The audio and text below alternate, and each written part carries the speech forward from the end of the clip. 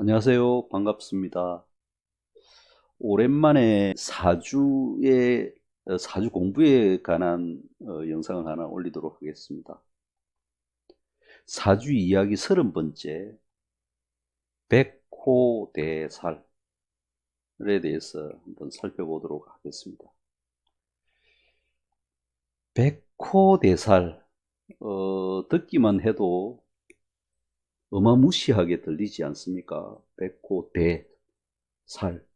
백호라는 게 뭡니까? 변종 호랑이입니다. 원래 호랑이는 붉은색 털을 가진 야생 동물인데요. 백호는 흰 털을 가진 변종 호랑이입니다. 이 변종, 정상이 아닌 변태적인 행동을 하는 이름을 붙여진 살성이 백호대살입니다. 좀 무서운 작용을 하는 그런 살성이라고 해요. 살성은 왜 생겼을까요? 사주 명리학의 살성이 왜 생겼느냐? 어, 명리가들 중에서는 무용하다, 그렇게 보는 사람들도 많습니다. 조선시대 내내 이 역이라는 데서 분파된 음양오행론, 직접 공부해서 감명을 하기도 하고, 그래서 이 당시에 사대부들은 자기들이 아니면 어, 역학을 하는 사람들을 통해서 조언을 받기도 하였습니다. 율곡 이 과거 답안을 보면 음양오행을 논해 놓은 그런 내용들이 있습니다. 그리고 이제 다산 정약용 선생이 해배되어서 고향으로 돌아오기 전에 그 지역의 풍수를 보고 또 점을 친 내용도 나옵니다. 그런 명리학들이 실용되었다는 그런 내용들이 많이 보여요. 비용이 비싸니까 일반 대중들은 이걸 활용할 수가 없었죠. 그래서 이제 그 명리학의 일부분을 떼어내어서 살성을 만든 것입니다. 백호대살이나 형충파해, 해살, 또 원진, 지망, 뭐 이런 간단하게 몇 글자만 보면 알 수 있게끔 이렇게 살성을 만들어낸 것입니다. 그래서 이제 자신이 백호가 되어 있으면은 거칠다, 백호살이 있다. 안 그러면은 띠끼리 원진살이 있다 이러면은 궁합이 좋지 않다. 이런 식으로 감명을 했던 것입니다. 살성은 사주의 어떤 해석을 풍성하게 만드는 그런 기능도 있다. 이렇게 보시고, 이걸 그러면 버려야 되냐, 무용하냐? 그렇지는 않다고 봅니다. 해석하는데 풍부하게 해줄 수 있는 그런 기능이 있기 때문에 논리적으로 합당한, 타당한 근거가 있다면 활용하는 것이 더 감명을 하고 해석하는데 풍성함을 기할 수 있기 때문에 어, 아직까지도 활용을 하고 있고 또 쓸 수 있는 그런 가치가 있다고 봐집니다. 그러면 백호대살에 대해서 한번 확인을 해 보도록 하겠습니다. 갑진, 무진, 임진, 병술, 정축, 개축, 기미가 백호대살입니다. 총 7개. 이 백호대살은 다른 살성하고 좀 달라서 천간과 지지가 동체, 같은 한 몸으로 이루어져 있습니다. 어, 이렇게 이 간이라면서 천간, 간지가 한 몸으로 형성되어 있는 그런 살성입니다. 한 몸으로 구성되어 있어요. 백호 개강살만이 간지 동체로 형성이 돼야지 백호살이 됩니다. 예를 들면 갑술 갑술이 있고 옆에 월지에 진이 있다. 이런 게 이 갑진 이렇게 되잖아요. 갑진. 이게 백호대살이냐? 그렇지 않습니다. 이 백호대살이 형성이 안 됩니다. 백호대살은 간지 한 몸에서 형성이 돼야 됩니다. 이런 것처럼 머리하고 자기 몸하고 분리되어 있으면 짐승이 아니잖아요. 그래서 백호대살 이거는 한 몸으로 이루어져야 된다 이렇게 보시면 됩니다. 갑진과 무진, 임술과 병술, 정축과 개축. 이 특징이 뭐냐? 싹 다 지지가 토로 형성이 되어 있습니다. 땅이라는 또 뭐냐? 고집도 됩니다. 땅이 넓고 땅이 그러니까 큰 산 같은 거는 단단히 굳어 있습니다. 땅이 겹겹이 쌓이면 큰 산처럼 굳은 땅이 됩니다. 그래서 고집으로 인한 살성도 됩니다. 고집. 강함에서 일어납니다. 땅을 깔고 있기 때문에. 그렇게 이해를 하시면 되겠습니다. 그러면은 백호대살의 이론적 근거를 한번 살펴보겠습니다. 아까도 말씀드렸지만은 살성은 일반인들이 쉽게 이해할 수 있게끔 이렇게 풀어놓은 것들이 많기 때문에 명리학적 이론적 근거가 없는 살성도 아주 많습니다. 우리가 이해하기도 어려운, 그러니까 억지성 살성도 많아요. 그런데 이제 백호대살은 명리학적 이론적 근거는 좀 부실하고요. 여기에서 나온 이론적 근거는 찾아볼 수가 있습니다. 그걸 한번 살펴보겠습니다. 구성학에 보면 우리나라에서는 구성학이 그렇게 발달되어 있지 않지만 일본 쪽은 구성학이 굉장히 발달이 되어 있습니다. 거기에 구성학의 구궁팔계라고 있습니다. 구궁팔계를 한번 살펴보면 이렇게 9개의 궁으로 되어 있습니다. 하나, 둘, 셋, 넷, 다섯, 여섯, 일곱, 여덟, 아홉. 여기에 들어있는 8궤. 8개는 역에서 나온 거예요. 역의 64개는 들어보셨는지 모르겠지만은, 양의는 음과양입니다. 음양. 음양에서 다시 4궤가 나옵니다. 4궤. 사상이라고도 하는데, 태양, 태음, 소양, 소음, 뭐, 동양, 한의에도 이 사상체질 이런 얘기를 들어보셨을 겁니다. 태양인, 뭐, 태음인, 소양인, 여기서 나온 용어들입니다. 여기서.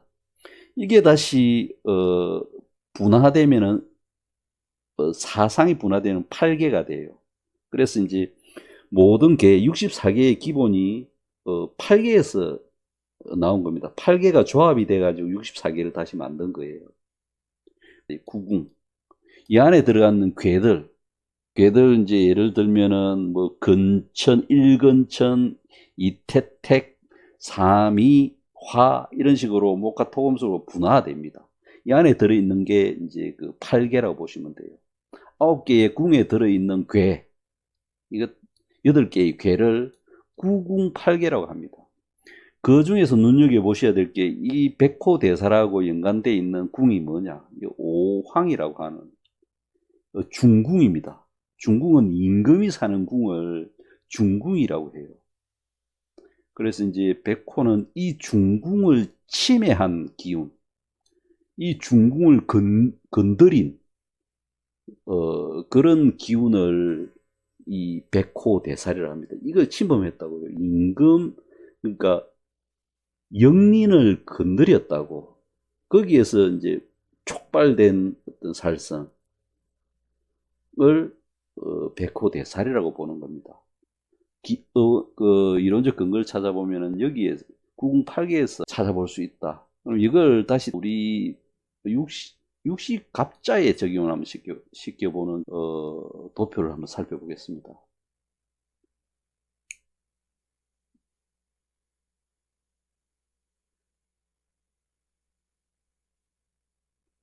이 도표를 보면 이 9개의 궁을 이렇게 옆으로 쭉 펼쳐나간 겁니다. 9개. 구궁으로 했잖아요.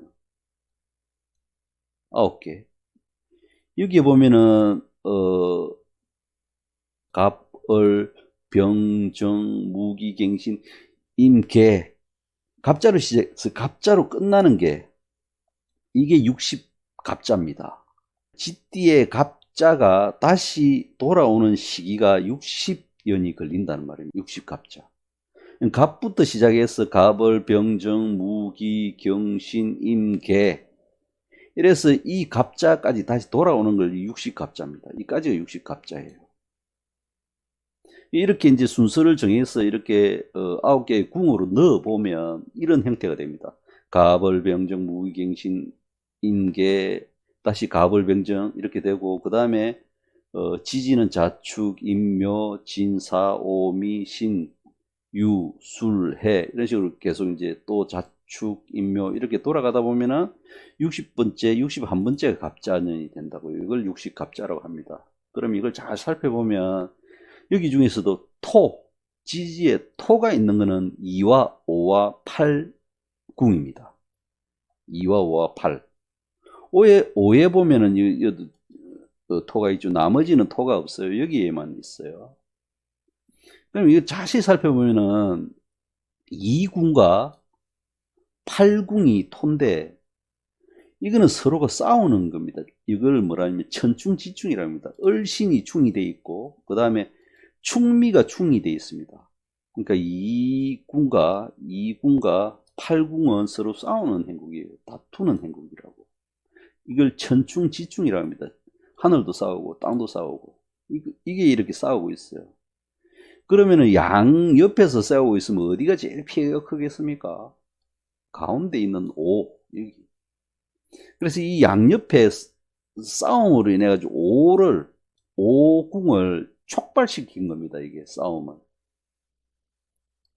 이게 무슨 궁이라 했습니까? 임금궁이라 해서 왕궁, 중궁이라 했습니다. 임금궁.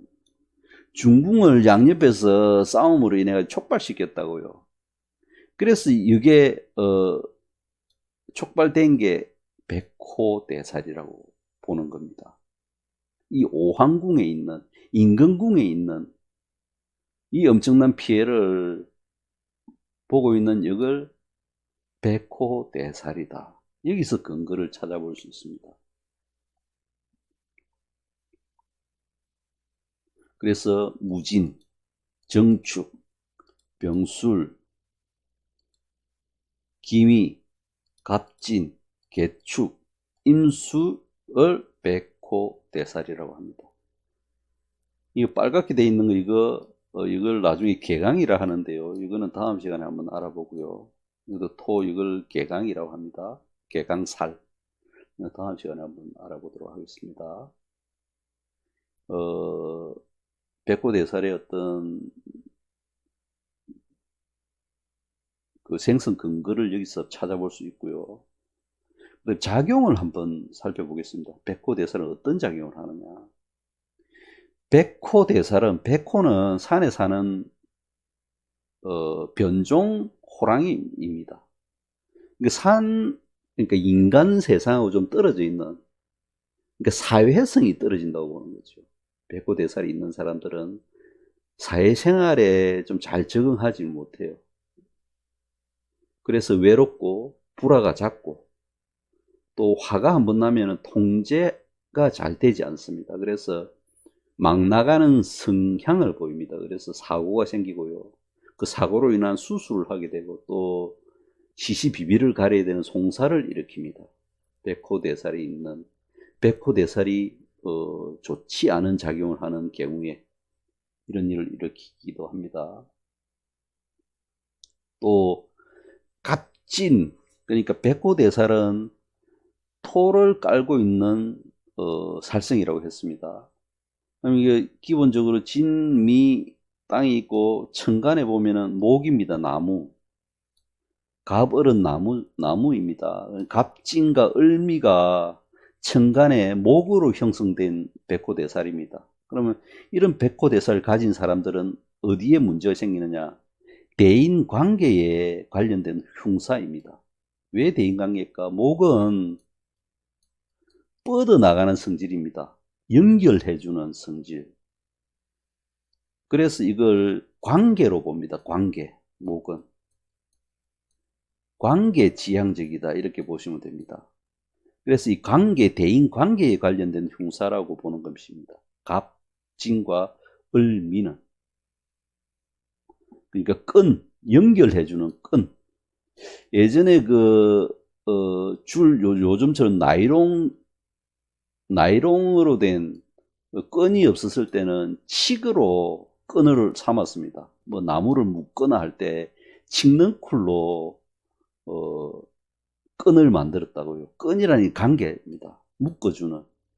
그래서 이걸 대인관계와 관련된 살성이라고 봅니다. 을미를. 그 다음에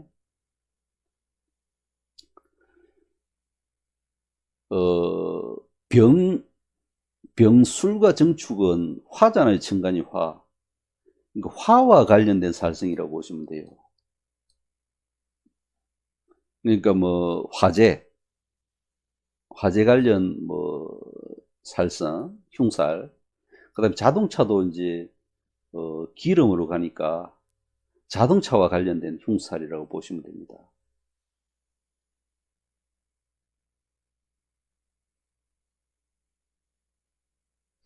그러면 병술하고 정축에 대한 살성의 작용을 알아봤고요. 다음 임술과 개축은 수와 관련된 흉살입니다. 수재나 약물 중독 이런 살성을 가진 사람들은 이런 흉살이 많이 생깁니다. 임술과 개축 참고를 하시고요. 그 다음에 무지는 토로만 형성된 백호대살입니다. 그래서 건축물이 무너진다든지 이런 걸로 인한 흉살, 그 다음에 산사태, 이런 걸로 인한 어떤 흉살의 의미를 가지고 있습니다. 이런 작용을 한다 이렇게 보시면 됩니다. 이것으로 백호대살에 대한 모든 걸 마치도록 하겠습니다.